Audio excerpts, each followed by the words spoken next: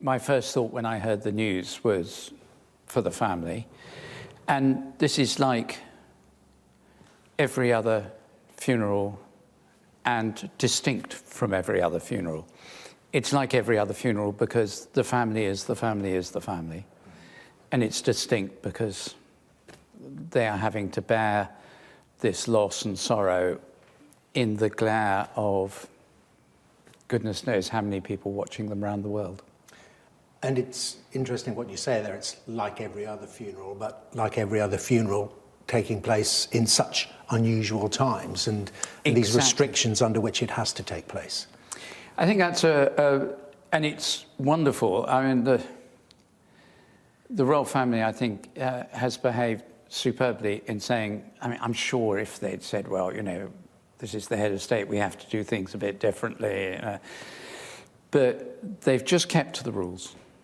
And that means that they're going through what our best guess is between 6 and 8 million other people have gone through in this country alone over the last year, which is not really being able to say goodbye in the way they'd hoped or planned.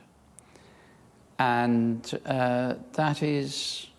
that's an extra burden. But as we watch them tomorrow, as people around the world watch them tomorrow, I think they can identify with this and feel that here is a funeral that represents all funerals in a wonderful way. Well, we can imagine it already, and you're going to witness it with your own eyeballs. Her Majesty the Queen sitting on her own, masked and on her own. Mm.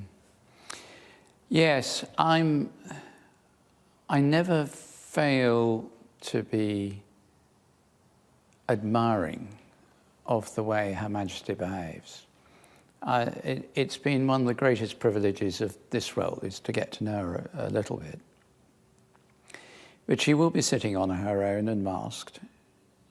It would never cross her mind to complain about that. She will reflect and she will show her normal dignity, composure, and people will make all kinds of judgments looking at her about what she's thinking.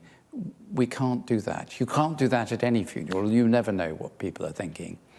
All we know is that this is the Queen who's served us so extraordinarily for nearly 70 years, saying goodbye to the man who has been, in her words, her strength and stay for all those years and 3 years beyond it. Let's talk about that man, something about his character, and I listened to your tribute to him in the House of Lords, and you came up with a word that I hadn't actually realised. I mean, I was privileged once to be in the same room as him, and you mentioned energy. Ah, isn't that interesting you picked that up? We all know, everyone seeing this will think of someone that when they come into a room, somehow they bring a bit of oomph into the room. And my experience was, he was just one of those people. I said in other places, I think he was totally incapable of being boring. He just couldn't do boring.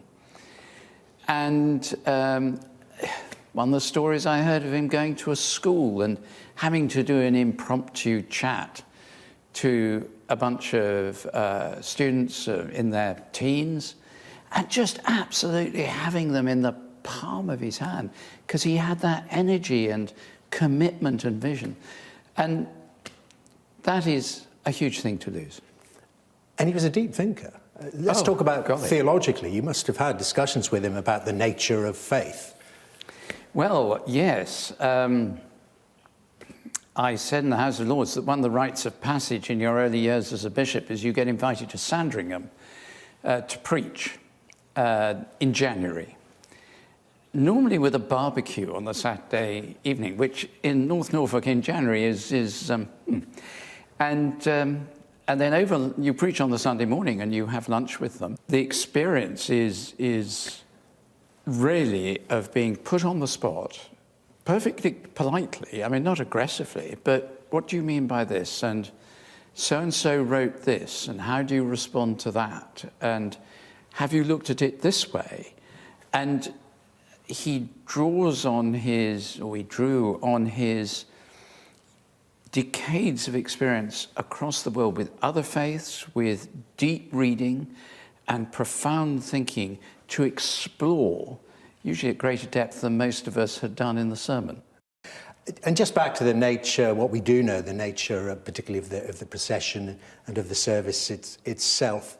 We talked about it taking place in these awful times of coronavirus and all the restrictions taking place. But in part, they do chime with the way the Duke himself, and we know he was involved with the planning of it, because he wanted no fuss.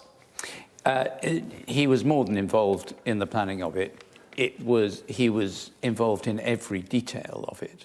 It is meticulously planned for over a quarter of a century, and when the order of service is seen, his imprint will be all over it. And he didn't want to fuss, and he knew exactly what he wanted, and it was thoughtful. And I think that people listening to this service, watching it on the TV, will find it speaks very deeply to their own hearts, as so many will be thinking about the brother they lost, the parent they lost, the child, the sister, whoever it was. And they will find that this speaks to them of the love of God, of the hope of the resurrection, of the beauty of the world around us, of the gift we have in life. In funerals, you do three things. You look back and remember, and in this case, remember with pride and thankfulness. You look around and you offer comfort and strength, and you look forward, because as Christians, as a Christian leader, I know that the hope of the resurrection was one of the things that was in his life.